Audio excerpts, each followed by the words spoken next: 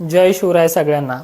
मित्रांनो, उद्या आहे जिजाऊ जयंती आणि जिजाऊ जन्मोत्सवाच्या सर्व 18 पगड जातींच्या माझ्या मित्रांना जय शिवराय. आता बघूयात उद्या 12 जानेवारीचं वातावरण कशा पद्धतीनं सक्रिय होतंय, कशा पद्धतीनं कुठे पावसाच्या सरी कोसळतात आणि किती वेळ आहे. 12 आणि 13 तारखेचा पाऊस जो आहे तो कोणत्या भागात येणार आहे ऑलरेडी ती माहिती दिलेली आहे. किती टक्केवारी सांगितली हे तुम्हालाही त्या व्हिडिओमध्ये सांगितलं आहे आणि तो व्हिडिओ इतका शेअर झाला आहे शेतकऱ्यांनी की चांगला प्रतिसाद दिलाय.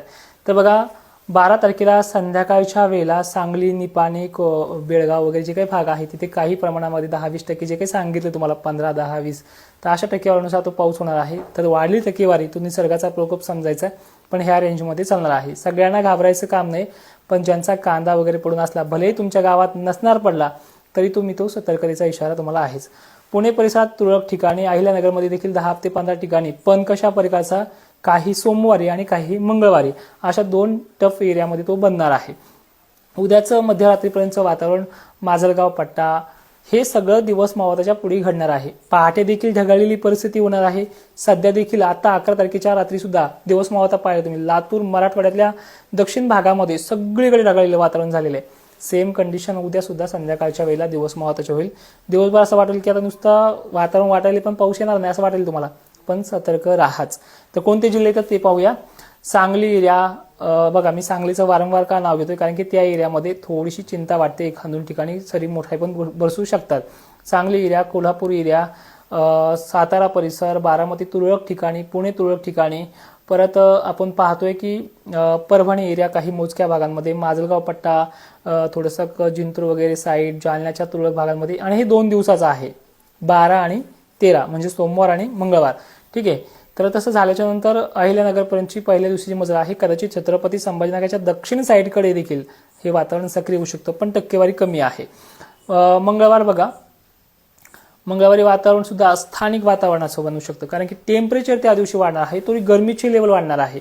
12 तारखेला सुद्धा गरमीची लेवल काही अंशी वाढू शकते, पण 13 तारखेला मात्र फुल गरमीची लेवल आहे. फुल म्हणजे मागच्या याच्यासारखं नाही, हस्त नक्षत्रासारखं नाही. ही हिवाळ्यामध्ये जी काही उन्हाची तीव्रता आणि सकाळच्या संध्याकाळच्या गरमीमध्ये जो काही फरक पडतोय, आजही थोडा फरक पडलेला आहे इतर दिवसाच्या तुलनेमध्ये, पण उद्या आणखीन पडणार आहे 12 तारखेला. आणि 13 तारखेला त्यापेक्षाही कमी जास्त थंडीचा फरक पडेल, म्हणजे कमी थंडी जाणू लागेल. तर छत्रपती संभाजीनगरमध्ये 10 ते 12 गावांना किंवा 20 गावांना हा पाऊस होऊ शकतो. 10-12ची टक्केवारी आहे. अहिल्यानगरमध्ये सुद्धा 10-15ची टक्केवारी आहे.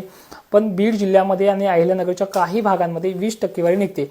आणि तुम्ही समजतात की सगळीकडे पाऊस पडेल का, ती टक्केवारी 80 आणि 90ची असते. ही फक्त 10 ते 15 जे तुम्हाला त्या दिवशी सांगितलंय ते आजही सांगतोय परत एकदा. तर मग हा मंगळवारचा पाऊस सरळ सरळ एरिया कोणते घेऊ शकतो, तर एक थोडाफार छत्रपती संभाजीनगर आणि रात्री बेरात्री नाशिक क्षेत्र, ठीक आहे, अहिल्यानगर, पुणे, सोलापूर, सांगली, सातारा, नागपूर नाही, नांदेड, यवतमाळ तुरळक ठिकाणी, सोलापूर वगैरे भाग. पण जास्त करून कोणता राहू शकतो की सांगली, पुणे, अहिल्यानगर, छत्रपती संभाजीनगरचे काही थोडेसे भाग, दक्षिण वगैरे, जालन्यामध्ये मोजक्या ठिकाणी आणि परभणी, बीड वगैरे भाग. तर मग याचे पडसाद कुठे उमटू शकतात थोडाफार. आणि हे 2 दिवसाचे कॉम्बिनेशन आहे 12 आणि 13. तर थोडेफार बुलढाण्याच्या दक्षिणेकडील भागांमध्ये लोणार सारख्या ठिकाणी, मेहकर तुरळक ठिकाणी, हिंगोलीमध्ये मोजक्या ठिकाणी आणि थोडीफार ढगाळलेली परिस्थिती पण जास्त प्रमाणामध्ये. पण कशी ते पण ऐकून घ्या की विषय असा आहे, मालेगाव, धुळे, जळगाव इथे हे पडसाद उमटतील, धुळीधुकं राहील. पण याच्यापेक्षाही जास्त धुळीधुकाचं वातावरण 18 ते 19 जानेवारीला जास्त असणार आहे. तर अशा प्रकारचा शेड्यूल आहे. जर नाही समजलं, सकाळी पुन्हा एक रील देईल, फक्त कमेंटमध्ये सांगा की काय कमी राहिले सांगण्यामध्ये ते पण वातावरण नाशिक,